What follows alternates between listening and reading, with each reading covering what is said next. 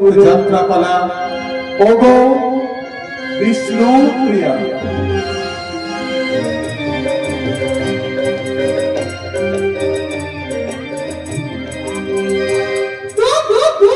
নবমের ভাগ্যেও কি হবে? কালী সাহেবের দিলে কোনো রসকস নেই। সবে থেকে কতবার মঞ্জিলে ডেকে পাঠালাম, অথচ কোনো হুঁশই নেই। আকাল আকাল খা কাজী সাহেবকে ফিরে ডেকে লাভ পাঠিয়েছিস? মগর কি? কাজী সাহেব এখন আসতে পারবেন না। কেন? জরুরি কাজে উনি ব্যস্ত আছেন। ও কাজ কাজ আর কাজ। এই নবদ্বীপে আসার পর থেকে তোদের কাজী সাহেবের কাজ আর শেষ হয় না। কাজ না করলে কেমন করে চলবে হুজুরাই? এবং নবদ্বীপের শাসন ক্ষমতা হুজুরের হাতে। হরিভগত তিনি যদি অন্দর মহলে বসে থাকে তাহলে বোঝাতে নারী শুনবে কে? থাম থাম, তোকে আর মশাইরি করতে হবে না। যেমন কাজী তেমনি তার পিয়ারের কর্মচারী। যা কাজী সাহেবকে ডেকে নিয়ে আয়। তবে ডাকতে পারবো, কিন্তু নিয়ে আসতে পারবো কিনা সে কথা খোদাই জানে। ওমা ওমা, জিন্দেগিতে ঘেন্না ভরে গেল। আজ আসুক কাজী সাহেব, একটা হেস্ত নেস্ত করে ছাড়বো, তবেই আমার নাম। কি বললো কাজী সাহেব? যে এখন তার সময় হবে না। দুনিয়ার সবার বেলাতে সময় আছে, কেবল আমার বেলাতেই সময়। ইয়া আল্লাহ, জানা থাক থাক, সেলাম করার সময় নষ্ট করতে হবে না। বলো কেন ডেকে পাঠিয়েছ? দরকার আছে। এই দরকার বাদির ঘরে বসবার সময়টুকু কি চাহা পাটা নেই? তোমার চাহা যদি তোমার ঘরে বসে থাকে তাহলে নবদ্বীপের একটা মাথাও জগাই মাথায় অস্ত রাখবে না বেগম। সামনে ঘর করছি, যতদিন না ওদের বিস্তারগুলো ভেঙে থাকবো ততদিন আমার সময় নেই। হঠাৎ করে চলে যাচ্ছ যে? বলবার যদি কিছু থাকে রাতে বলো, প্রাণ ভরে শুনবো। ঠিক আছে ঠিক আছে, মুখে না হয় কিছু নাই শুনলে, বাতাসেও কি কিছু শুনতে পাচ্ছ না? সানায়ের সুর। কি রন্ধনাশা করছো? হায় আল্লাহ, কাজ কাজ করে তোমার কি হলো কাজী সাহেব? আগে মিচির গন্ধ নাকে গেলে তুমি আনন্দে লাফিয়ে উঠতে, অথচ 3 দিন ধরে সারা নবদ্বীপে মিষ্টির গন্ধে মহম করছে, তুমি টেরই পেলে না। আমি না রোজই তো কাজ নিয়ে মেতে থাকো, চলো না গো আজ একটু বিয়ে বাড়ি থেকে ঘুরে আসি। বিয়ে বাড়ি? কার বিয়ে? প্রিয়ার গো প্রিয়ার বিয়ে হয়ে গেছে, আজ ফুল সজ্জা। প্রিয়া থেকে? আমার শাইলি বিষ্ণুপ্রিয়া, রাজপণ্ডিত সনাতন মিশ্রের মেয়ে। সে তো হিন্দু, তোমার সঙ্গে পরিচয় হলো কেমন করে? সে এক মজার কিস্সা। এখানে আসার পর একদিন বিকালে পাঞ্জাবে বেড়াতে বেরিয়েছিলাম। ঘুরতে ঘুরতে আচার্য পাড়ায় গিয়ে দেখি এক বাড়ির চণ্ডী মণ্ডপে টোল বসেছে। নবদ্বীপে টোল থেকে তাজ্জব হবার কিছু নেই, এখানে সব বাড়িতেই টোল আছে। কি না, এমন টোল আর কোথাও নেই। ছাত্র থেকে আচার্য সবাই নারী। আচার্যের সঙ্গে পরিচয় করলাম, নাম শুনলাম বিষ্ণুপ্রিয়া। তাজ্জব? হিন্দু औरत বিষ্ণুপ্রিয়া তোমার সঙ্গে পরিচয় করলো? শুধু কি পরিচয়, তারপর থেকে সাইনি রোজ গঙ্গা স্নান করে আর আমি তাঞ্জামে বসে বসে দেখি। তাই ফুলসজ্জায় আমি গেলে না বেগম, যা আমাদের হবে না। কাজী সাহেব, অনুনয় করে তুমি আমাকে দুর্বল করে দিও না বেগম। আনন্দ করতে আমন্ত্রণের চেয়ে দুঃখের শ্রমছনের দায়িত্ব অনেক বেশি। চলতে পেরেছে দেখো, প্রাসাদের চারিপাশে অসংখ্য বন্ধর মানুষের ভিড়। সহায় সম্বলহীন মানুষ তাকে সোনালি তাদের উপর বিচারের কাহিনী। নবদ্বীপে তো তেমন সাচ্ছা রাজ কর্মচারী নেই। কেন নেই কেন? এই কেন জবাব একমাত্র নবাবে হোসেন সাই দিতে পারতেন। সালাম হুজুর, নগরপুর রাজবাগের নাম মাধব। যাও নিয়ে এসো। जो हुकुम है। তুমি যাচ্ছি জনাব। এই পোড়া প্রকৃতি তুমি আজই ইস্তফা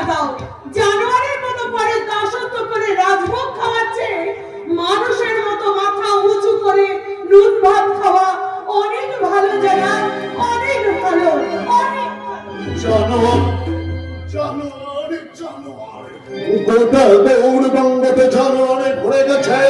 হ্যাঁ হ্যাঁ, আমি ইস্তফা দেব, কিন্তু তোর আগে একটা স্বচ্ছ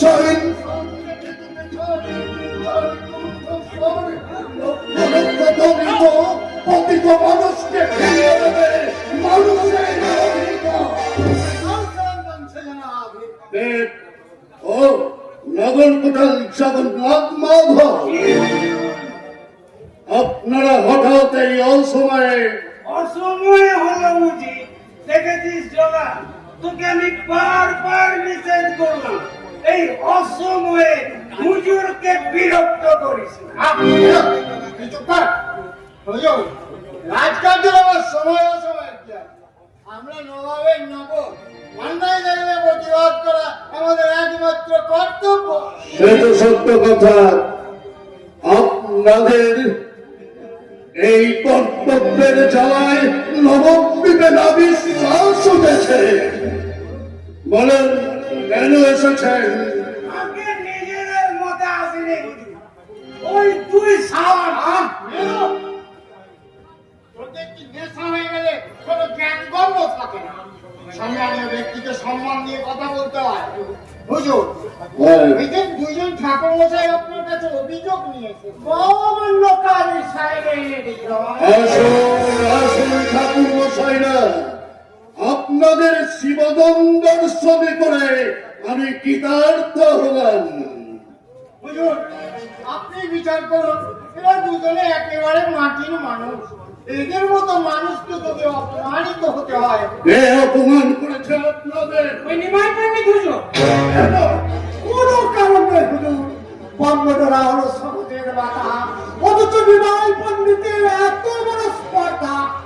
তার বিবাহে সবার শেষে নিমন্ত্রণ করে এই বললে এ তো আপনাদের হিন্দু সমাজের ব্যাপার।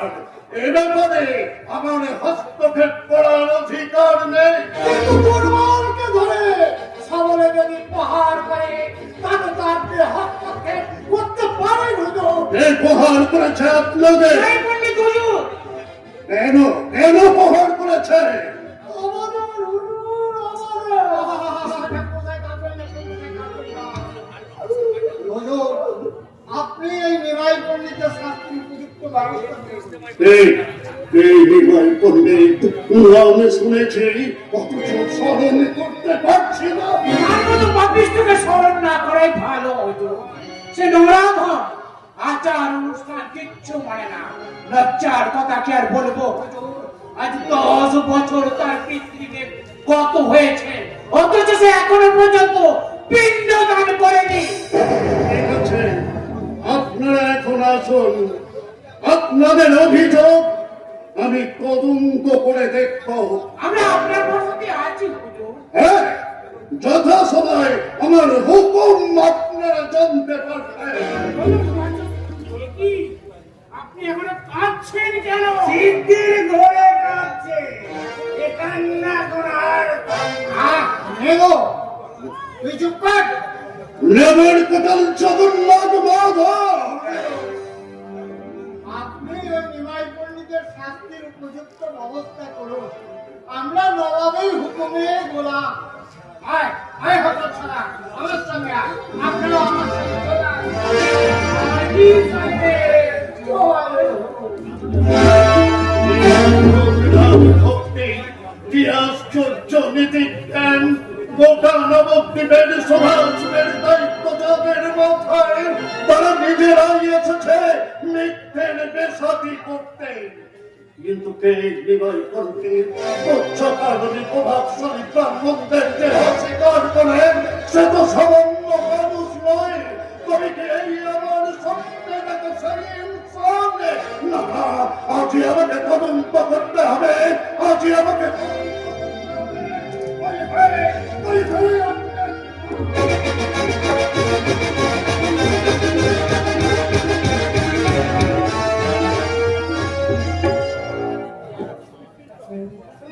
আক্কেল নেই, আক্কেল নেই। দাও ঠাকুরের কোনো আক্কেল নেই। দাও ঠাকুর, দাও ঠাকুর। না, কোনো রাগাচ্ছি নেই।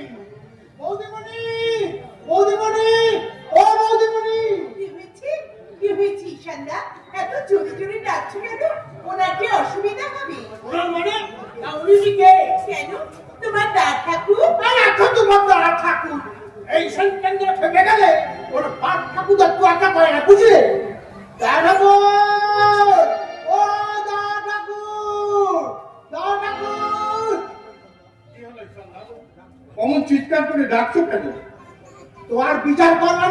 বিচার? কিসের বিচার করবার জন্য ডাকছিলে তুমি? পরে শুনবে আগে বলো এতক্ষণ ঘরে বসে একা একা কি করছিল? পাঠ করছিলাম। আমার ছাত্র করছিলে। আরে, আচ্ছা তোমাকে যে পণ্ডিত বলে বলতে পারবে ঠাকুর ঘরে এমন সুন্দর পরিণতন বইয়ের মুখের পানে না তাকিয়ে যে দেখাচ্ছে ওই শুকনো পুঁতিতে মুখ বুঝে বসে থাকে সে পণ্ডিত নয় গো, সে পণ্ডিত নয়, সে হলো কুক্ষু। ঈশানদা, পরিহারি নাই বৌদিমণি, একদম লজ্জা কিসে? লজ্জা থাকলে কখনো পুরুষ মানুষকে বশ করা যায় না। ঈশান, ওরে ও ঈশান! দেখেছো তেমন সময় তেমন বিদেশি হাতটা। হ্যাঁ, তুমি আর দা ঠাকুর একসঙ্গে কথা বলা বৌদিমণি, সাবধান, একদম কোথাও যেতে দেবে না। আমি ওই মাথাটা ভাঙাটা চিকিয়ে দিই। আমি একটু যাচ্ছি। ঈশান!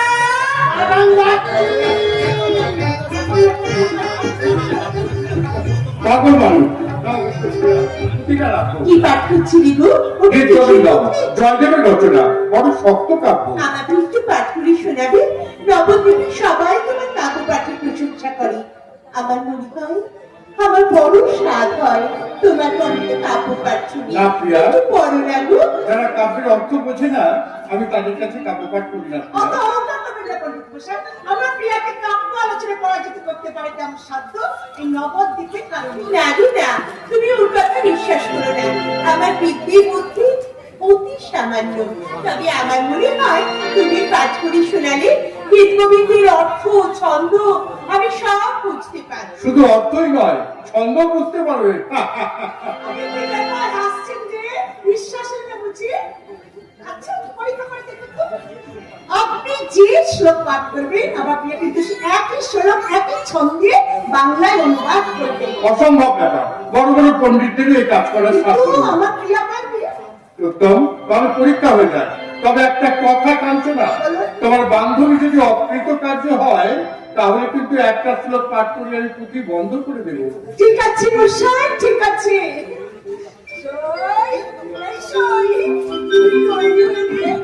ঠিক আছে, আমি পাঠ করছি পঞ্চম সর্গ, ধ্রুবপদের পরের অংশ থেকে পাঠ শুরু করছি।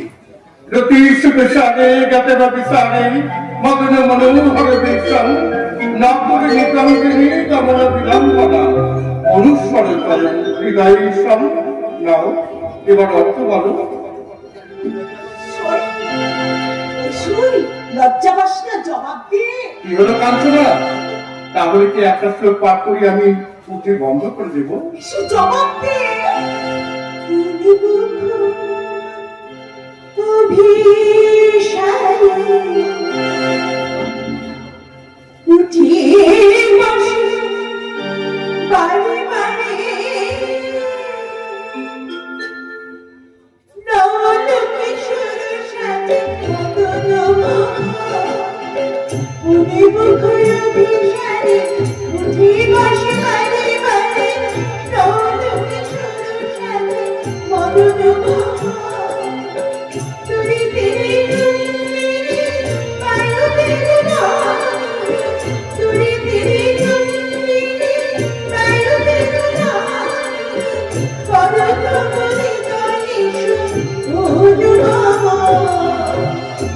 ধীরে শরীরে যমুনা তীরে বসতি বড় বড় মানি পীর পয়োধর পরিসর বন্দনা চঞ্চল তর যুবসারী মন্দ শরীর যমুনা তীরঙ্গন রসিতে মনে মনোমালি। মন্দ শরীর যমুনা তীরঙ্গন রসিতে মনে মনোমালি।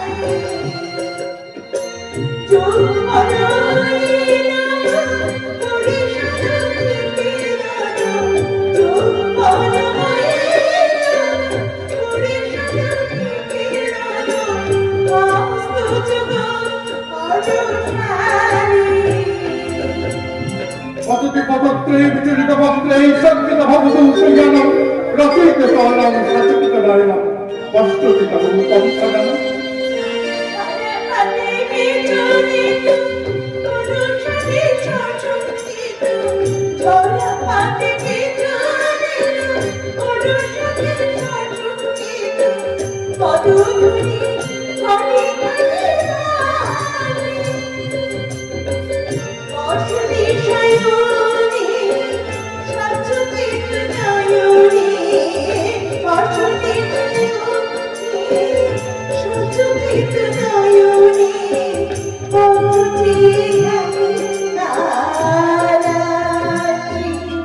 বিষ্ণুপ্রিয়া, তুমি কীর্তন পাঠ করেছো, তাহলে আমি হেরে গেছিস নিমাই, মা। হেরে গেছিস।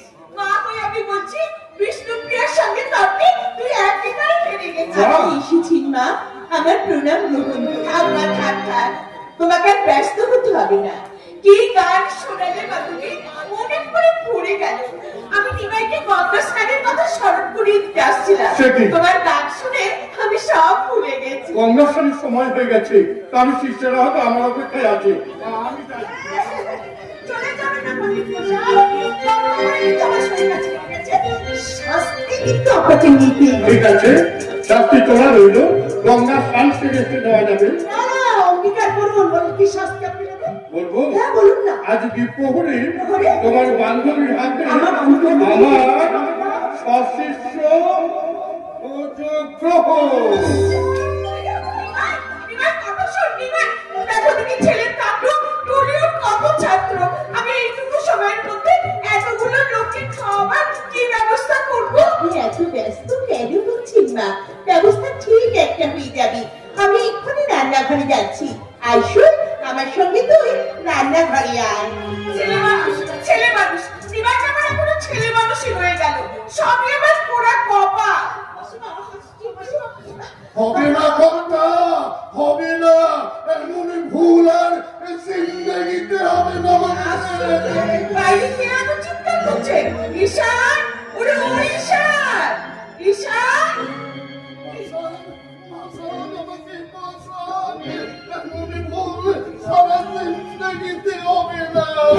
কি হয়েছে রে ঈশান? তোকে সাথে আমার তাড়া করেছিস কেন? না করবে না, একটা এত বড় সাহস নেই, চোখে করে বাড়ির মধ্যে ঢুকে পড়েছে। নিশ্চয়ই ওর কোনো কুমতলব আছে। আমার কোনো মতলবই নেই, পেটে বড় ভুক লেগেছিল, তাই খাবারের লেগে বাড়ির ভিতরে ঢুকে পড়েছিলাম। বাবা গো! ঈশান! ও, আপনার নামে ঈশান বুঝি?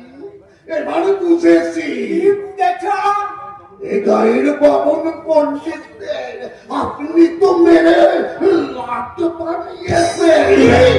ওর সালা বলে বাবা গো! ফকির দিকে যাচ্ছে কেন? ফকির সাহেব নিশ্চয়ই কথা শুনেছেন। ঠিক বলেছেন মাসান, আপনি ঠিক বলেছেন। ওই বামুন পণ্ডিতেরা যখন কাজী সাহেবের কাছে নালিশ করছিল, তখন তো আমি ওদের পাশেই দাঁড়িয়েছিলাম। দেখেছো, দেখেছো মানাগুলো, দেখেছো যত সহজ লোককে ভেবেছি, তত সহজ লোক নয়। আজ আমি নিচে দেখছি আগুনের মতো জ্বলছে জ্বলছে ওকে। ভয় পাবেন না ফকির সাহেব, ভয় পাবেন না। ও যত তলপাকে শুধু মুখে, আসলেও একটা পিঁপড়েও বাঁধতে পারে না। কি বললে? এই রে, ঈশানটা বিরক্ত একদম ধরা পড়ে গেছে। ভিতরে যাও, তোমার বৌদিমণি একা রান্নাঘরে বসে আছে। কতটা কোনো ফকির সাহেবের সঙ্গে চিৎকার করে সময় নষ্ট করলে তোমার বৌদিমণির কষ্টটা কিন্তু বাড়বে। কথাটা খেয়াল রেখো। কি হলো ঈশান? যা ভেতরে যা। কিন্তু দেখুন, বাড়ির কারোর কোনো বুদ্ধি শুদ্ধি নেই। ফকির তো নয়, যেন জামাই এসছে বাড়িতে। ইচ্ছে হচ্ছে এই লাঠিটা ঈশান, যা ভেতরে যা। আপনি বুঝি নিমাই পণ্ডিতের মা? হ্যাঁ বাবা। শুনেছি আপনি লোকটা খারাপ নন। বাবা যান, এই বামন পণ্ডিতদের গায়ে হাত না দিলে ওরা কাজী সাহেবের কাছে নালিশ করলো কেন? তা কেমন করে বলবো বাবা? তবে ঈশান সেদিন আমার সামনেই ছিল। কাউকে মারা তো দূরের কথা, ও কারো অঙ্গ স্পর্শ পর্যন্ত করে। আল্লাহ মানে মানুষ চেনাবে সন্ধ্যায়। আচ্ছা হাসান, আপনার ছেলে তো শুনেছি বিদ্যান ব্যক্তি, তা স্বাধীন দিনে ব্রাহ্মণদের সকলের শেষে নিমন্ত্রণ করে অপমানটা করলো কেন? নিমাই তো অন্যায় কিছু করেনি বাবা, সে যা করেছে তা শাস্ত্রসম্মত। অত শাস্ত্র মানতে গেলে কি চলে মাসান? আপনার ফসল তো 10 বছর মারা গেছে, অতই যদি আপনার ছেলে শাস্ত্র মানে, তাহলে এখনো পর্যন্ত গলায় পেন্ড দেয়নি করো।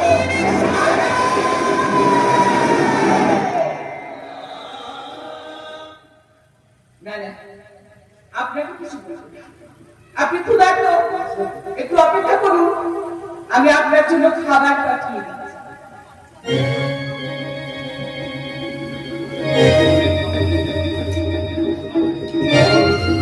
মানে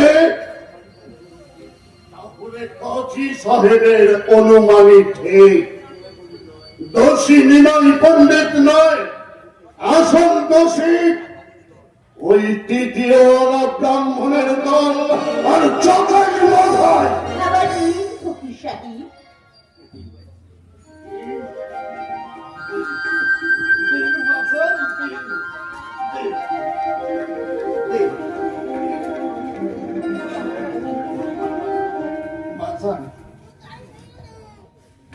দেখে আপনাদের ভালো লাগলো।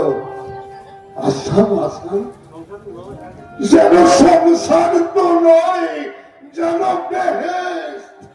খোদা আপনাদের দোয়া করুন মাসান, খোদা আপনাদের দোয়া করুন। সেলাম মাসান, সেলাম।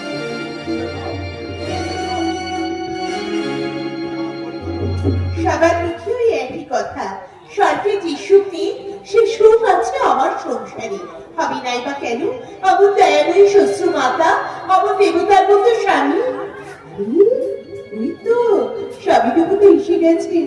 বাবা মুখে কি গম্ভীর, ঠিক আছে, ওই গোমরা মুখে আমি হাসি ফুটিয়ে তবে ছাড়বো। কৃষ্ণপ্রিয়া, কি হলো?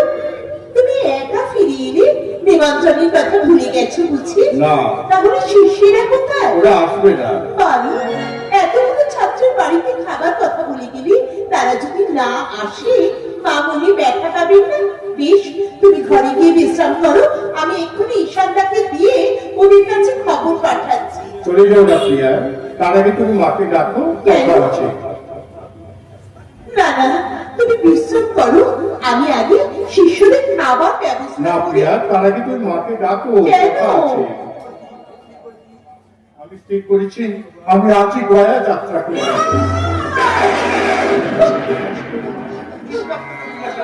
পূর্বপুরুষকে পিণ্ড দেওয়ার যে শাস্ত্রের বিধান, শাস্ত্র তো হয়ে আমি তো শাস্ত্রের অবতারা করতে পারি না।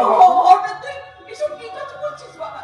কত আনন্দ করে গঙ্গা স্নান করতে গেলি, কত তোর কি হলো? কে তোকে কি বলেছে আমাকে বল। যে যাই বলুক বাবু, সে তো অন্যায় কিছু বলেনি মা। তুমি আর অমত করো না মা।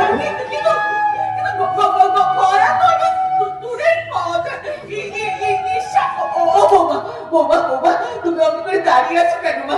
আমার নিমাইকে নিষেধ করো মা। নিষেধ কেন করবো মা?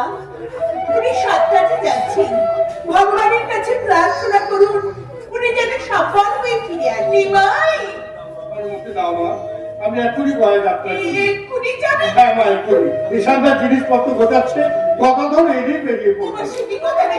মেয়েটা যে এইমাত্র হাত পুড়িয়ে কত রান্না করেছে, তুই না খেয়ে চলে গেলে মেয়েটাও যে সারাদিন কিছু মুখে তুলবে না বাবা। রাত থেকে মেয়েদের কষ্ট হয় মা। আমার দেবতা নাই বা গ্রহণ করলে আমার নৈবেদ্য তো আমি সাজিয়ে রেখেছি মা। তুমি আমাকে অনুমতি দাও মা। আমি প্রতিজ্ঞা করেছি, পূর্বপুরুষকে পিণ্ড না দিয়ে আমরা এই গৃহে অন্নগ্রহণ করবো না। দেরি হয়ে যাচ্ছে মা, তুমি আমাকে অনুমতি দাও। দিতেই হবে। শাস্ত্র পড়ে পড়ে তুমি যে বিদ্যা দিতে চাইছো, তুমি অনুমতি চাইলে কেউ কি না দিয়ে পারে? ঈশানদা, এই রইল তোমার জিনিসপত্র, আর আমাকে কিচ্ছু জিজ্ঞেস করো না। এত করে বললাম রাখো, তুমি আমাকে সঙ্গে নিয়ে কিছুতেই শুনো না আমার কথা। তুমিও কাঁদছিস সর্দার, কেন? কি হয়েছে? কটা দিন তুমি আমাকে না দেখে থাকতে পারবে না? তোমার উপর এখন কত দায়িত্ব। আমার মাকে দেখতে হবে, তোমার বৌমাকে দেখতে হবে। ঈশান, গদাধর এসে গেছে।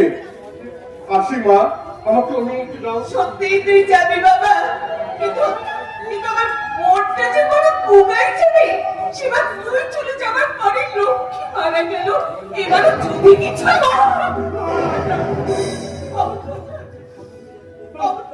কেন বলছিস মা? কত দূরে যাচ্ছি, মনে দুশ্চিন্তা এলে মনে যে দুর্বল হয়ে পড়বি। তুমি যাও, শুভ কাজে যাচ্ছ, এই ফল কখনো অশুভ হতে পারে না।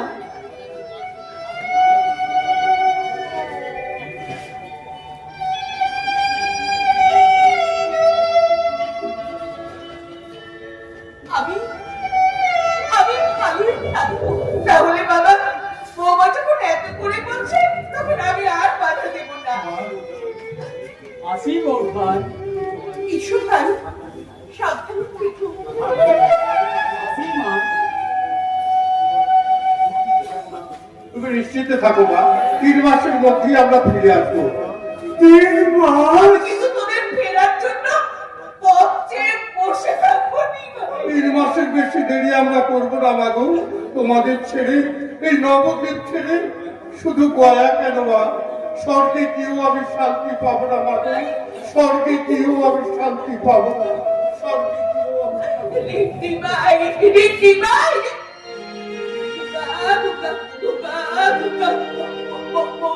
বাবা, 3 মাস কত দিনে হয়নি? 90 দিনে মা। 90 দিন দেখতে দেখতে কেটে যাবে মা। বাবু, সবার ছেলেই তো দূর দেশে যায়, তাই বলে তাদের মাকে এমনি করে কাঁদে? কান্না যে বাদ পাচ্ছে না রে মা। ও মা, আমার একটা কাজ করবি মা? মা, রোজ আমার লক্ষ্মীর ছাপিতে একটা করে করে ফেলবি, তাহলে আমি বুঝতে পারবো আমার নিমাইয়ের ফিরতে কত দেরি। ফেলবো মা, নিশ্চয়ই ফেলবো রে। ওই অমন করে দাঁড়িয়ে আছিস কেন? আমার নিমাই নবদ্বীপটা ফেরোলো কিনা দেখে আয় না, যা না।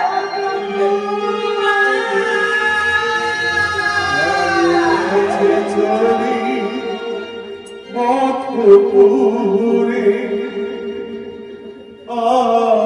আকুল প্রজকুল কেঁদে সারা কালো গেছে চলে মধুপুরে, কালো গেছে চলি মধুপুরে।